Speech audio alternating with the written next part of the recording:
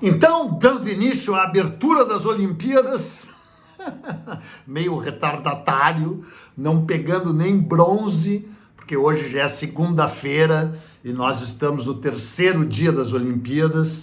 Mas eu vou fazer comentários aqui, eventualmente diários, não sei se vão ser diários ou não, mas assim sobre curiosidades, peculiaridades das Olimpíadas, e nada melhor do que começar com a abertura, né?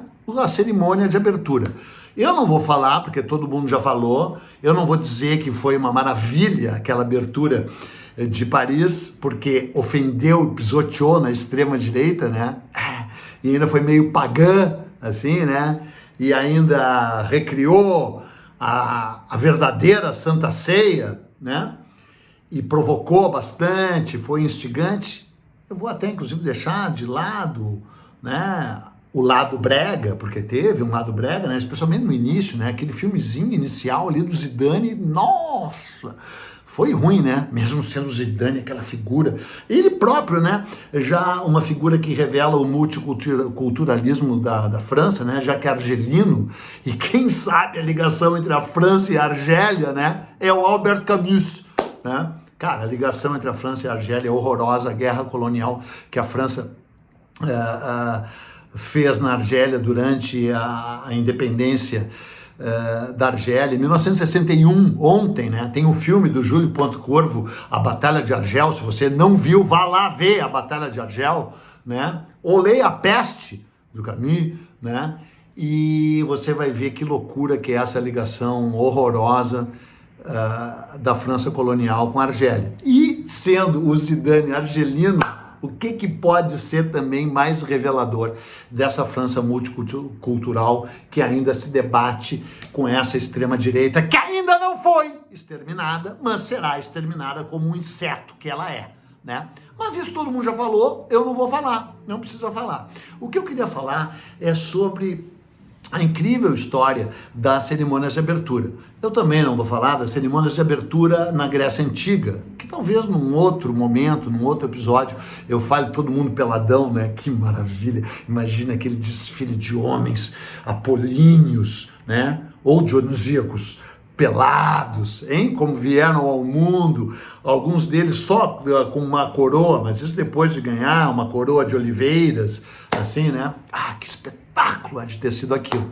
Mas não, eu vou falar dos Jogos Modernos. Na primeira Olimpíada de 1896, em Atenas, não teve cerimônia de abertura, né? A primeira cerimônia de abertura é nos Jogos da Antuérpia, em 1920. 1920, na Antuérpia, na verdade não foi bem uma cerimônia, mas teve um desfile. Teve um desfile de todos os atletas, Paraná, que configurou a cerimônia de abertura. Depois, em 1928, na Olimpíada, que o Brasil não participou em 1920, não participou em 1928, porque o país estava em crise econômica, que é uma coisa muito rara no país, mas naquele ano de 1928 teve uma crise, o Brasil não foi. E foi a primeira vez que se acendeu o fogo olímpico. Né, bonitinho, porque o fogo olímpico era o centro, era o início, era o que marcava de fato, já falei lá num outro post anterior, né, era aceso por um espelho, por uma lata, na verdade, côncava, onde incidia os raios do sol, e daí ó, o fogo puro, o fogo roubado dos céus pelo Prometeu, chegava de volta à Terra. Então, ter sido aceso pela primeira vez o fogo olímpico em Amsterdã, em 1928, foi muito legal. As coisas começam a mudar mesmo nas Olimpíadas de Los Angeles, em 1932, porque você sabe, né, Diga 33, na verdade é Diga 39, o considerado o maior ano do cinema nos Estados Unidos, em Hollywood, é o ano de 1939, o ano, dentre outras coisas, de O Vento Levou. Mas em 1932, Hollywood já estava com a sua máquina, né, devastando inclusive outras cinematografias, em pleno movimento. E quem que foi contratado para fazer a cerimônia de abertura de Los Angeles em 1932? Ora, profissionais ligados à indústria do cinema em Hollywood. E foi a primeira vez, então, que a cerimônia de abertura da Olimpíada começou a receber esse tratamento hollywoodiano. E eu nunca vi, né? Eu já era nascido em 32, né? Tinha 7 anos já, sim, 7 anos, eu sou de 1925, estou muito bem conservado, mas eu não vi a Olimpíada de 32. E, aliás, nem sei se tem imagens, deve ter, né? Porque foi Hollywood que produziu. Agora, uma coisa que eu estudei bastante foi a Olimpíada de 1936, porque eu escrevi recentemente um livro sobre a história de um empresário de origem alemã aqui do Rio Grande do Sul, um empresário do aço, não é o que tu está pensando, é outro. E a família dele nasceu na Alemanha, veio para o Rio Grande do Sul e voltou para a Alemanha em 1936. Foram chamados pelo lado da família que tinha ficado lá e disse: venham para a Alemanha está num momento ótimo. E eles chegaram na Alemanha justamente no verão, no incrível verão de 1936, quando os alemães se propuseram a fazer a maior de todas as Olimpíadas, que os Estados Unidos já havia uma proposta de boicote, porque já se sabia quem era o Hitler, né? Porque essa história, não dava para saber quem era o Hitler, dava direitinho para saber quem é o Hitler, assim como dava para saber quem era o Jair Bolsonaro antes de ser eleito, assim como dá para saber quem é o Donald Trump antes de ele ter sido eleito na primeira, imagina agora, né? Então já se sabia quem era o Hitler, houve uma proposta de criar uma Olimpíada alternativa em 1936 em Barcelona. Vários atletas chegaram a ir para Barcelona, mas acabou ganhando a força da diplomacia, né, que ficava passando o pano no nazismo, e a Olimpíada foi lá no Estádio Olímpico de Munique e foi inacreditável, né? Claro que o Jesse Owens é o cara que acaba com o mito da supremacia ariana, ele é a grande figura das Olimpíadas, embora quando voltasse para os Estados Unidos, que nem ele próprio disse, tenha sido pior tratado pelos americanos do que foi tratado pelos nazistas, segundo ele diz. Vai lá ver o filme Race, que é um nome maravilhoso, né? Porque Race é tanto corrida quanto raça, né? Vê esse filme Race, que tu vai ver como é que o Jeff Owens foi tratado quando voltou para os racistas Estados Unidos, né? Em 36. Mas o que interessa é que a cerimônia de abertura foi das mais fantásticas da história.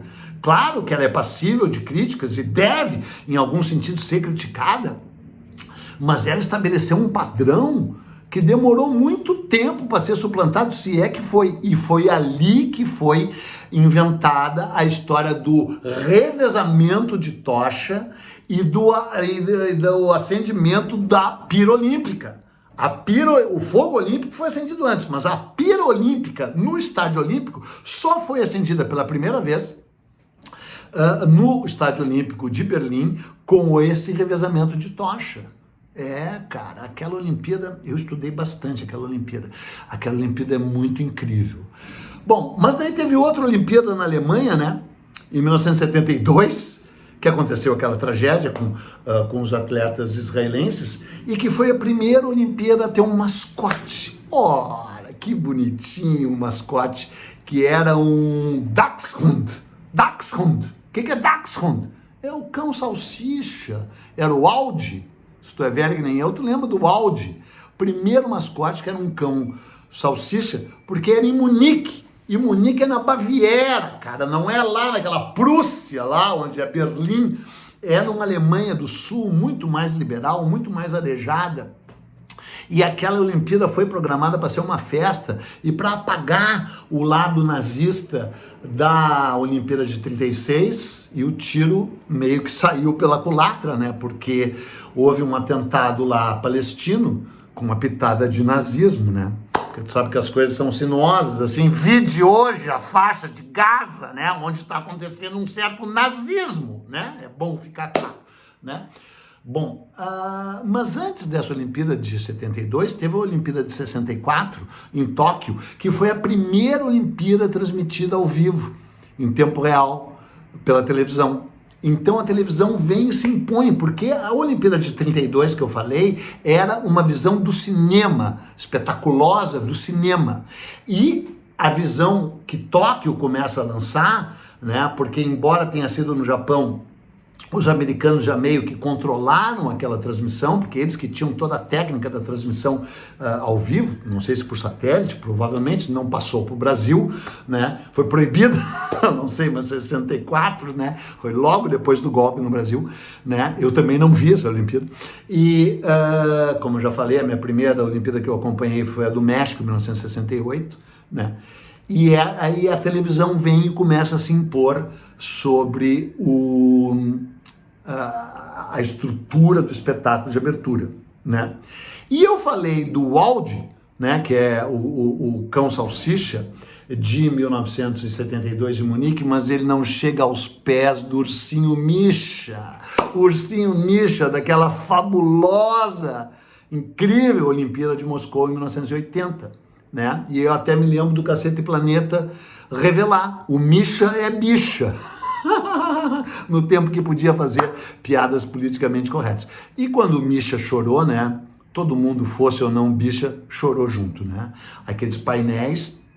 E é incrível, né? Porque aqueles painéis, em geral, estão muito ligados a países autoritários, né? Que fazem aqueles mosaicos com, né? Fazem na China, fazem na Coreia do Norte. E o pior é que de ver são maravilhosos, né? E fizeram aquele painel e o Misha chorou.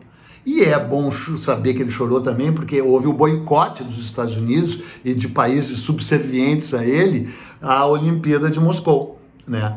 Boicote que os países da cortina de ferro, do bloco da União Soviética, repetiram, se vingaram em 84 em Los Angeles, né? O que enfraqueceu muito ambas as Olimpíadas. A Olimpíada de 80 em Moscou foi legal, mas teve esse problema, e aí teve o mesmo problema na Olimpíada escandalosamente calorenta e cinematográfica de 1984 em Los Angeles, que teve aquele cara, Bill Sultan, acho que era o nome dele, meio Spielberg, assim, que chega voando com uma mochila voadora, né? Que se o Elon Musk tivesse visto, ia dizer, vai ser o meio de transporte de todo mundo, vai dar engarrafamento no ar, com um cara voando, né, pousou no estádio olímpico lá de Los Angeles com uma mochila voadora. Foi um lance muito impressionante, muito Jetsons, assim, né, muito Jetsons. Bom, depois, em 1988, em Seul, na cerimônia de abertura, teve uma coisa inacreditável que tu não te lembra, mas eu vou te contar, que soltaram pombas, né, as pombas da paz. Aí umas pombas foram e voaram direto para a pira olímpica e pá! Churrasquinho de pomba. Churrasquinho de pomba.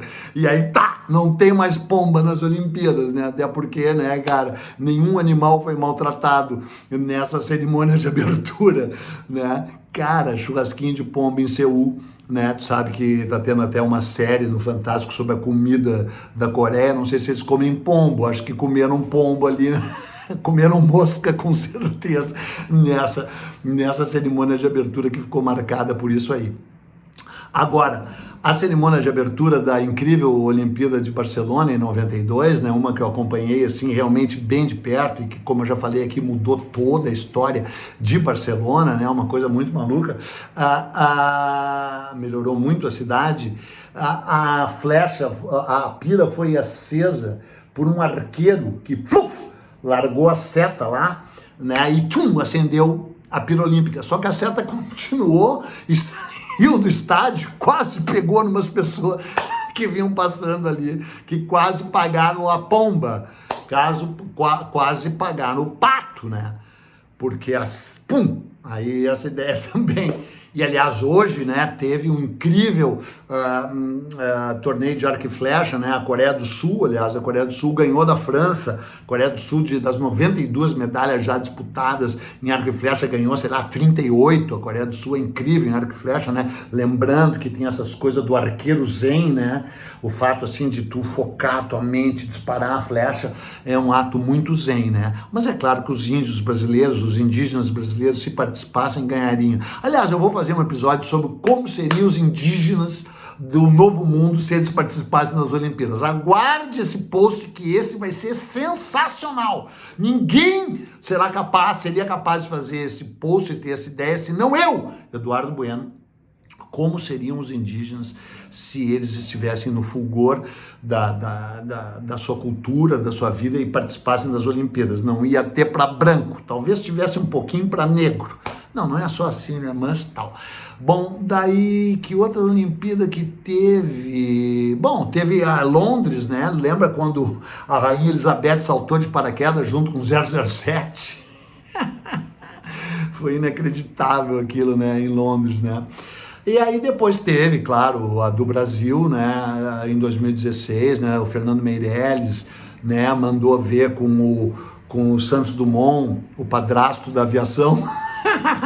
Tem gente que fica brava, não tem a culpa que os irmãos Wright voaram antes, né? Mas o 14 bis voou em cima do Maracanã, um Maracanã superfaturado, né? As obras foram escandalosas, né? Para a Copa e para as Olimpíadas de 2016, para a Copa de 2014, né? E quem abriu as Olimpíadas foi o Michel Temer, o que já acaba com qualquer cerimônia de abertura, mas que foi uma cerimônia de abertura legal. Gisele Bündchen, lembra? A garota de Ipanema, que nunca esteve em Ipanema, e a Anitta mandou bem e tal. Foi legal a cerimônia de abertura, né? Mas nada comparável com a assintosa, com a afrontosa, com o soco e a bofetada no gosto do público de direita que foi essa abertura de Paris, apesar da resvalada brega. Mas teve a Celine Dion ali na proa do Titanic, cantando a música tema do Titanic. Não, graças a Deus não foi. Ela cantou Edith Piaf, você sabe, e foi magnífica, né, cara? A Celine Dion arrebentou, né? Foi 1 milhão de vezes melhor que a Lady Gaga, né? Vamos combinar. Então isso, começaram os jogos e está dada também a abertura para comentários, eventualmente diários, se eu tiver saco, e dependendo também da audiência aqui no canal Buenas Ideias sobre as Olimpíadas. Eu te garanto que não sobra nada para Cazé TV perto dos meus comentários. Mas isso tu já sabe, né? Então é isso aí. Tchau!